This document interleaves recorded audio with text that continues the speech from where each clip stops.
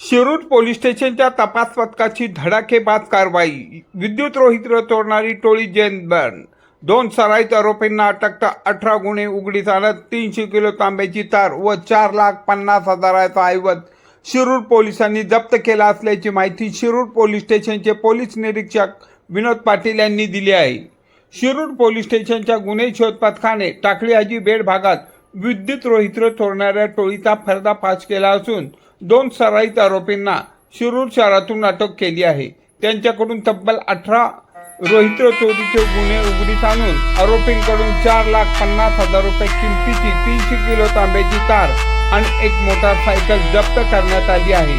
ही कारवाई पुणे ग्रामीण पोलीस अधीक्षक संदीप सिंह गिल, अप्पर पोलीस अधीक्षक डॉक्टर सुदर्शन कुमार, उपविभागीय पोलीस अधिकारी रवींद्र भोसले, पोलीस निरीक्षक विनोद पाटील, शिरूर पोलीस स्टेशनचे तपास पथकाचे पोलीस उपनिरीक्षक शिवम सावंत, पोलीस हवालदार शरद वारे, विजय शिंदे, अक्षय कळमकर, निखिल रावडे, नितेश थोरात, नीरज पिसाळ, अंबादास थोरे, सचिन भोई, वैभव शेलार, रवींद्र काळे, दादासाहेब नागरे व अजय पाटील या पथकाने केली असून या गुन्ह्यात संतोष बारको भालेराव राहणार राजोळगे बुद्रुक तालुका खेड जिल्हा पुणे व त्याचा साथीदार किरण गोविंद खंडागळे राहणार दळुके बुद्रुक तालुका खेड जिल्हा पुणे या दोघांना अटक केली असल्याची माहिती शिरूर पोलीस स्टेशनचे पोलीस निरीक्षक विनोद पाटील यांनी दिली आहे. तर या दोन्ही आरोपींना 10 जुलैपर्यंत पोलीस कस्टडी मिळाली आहे.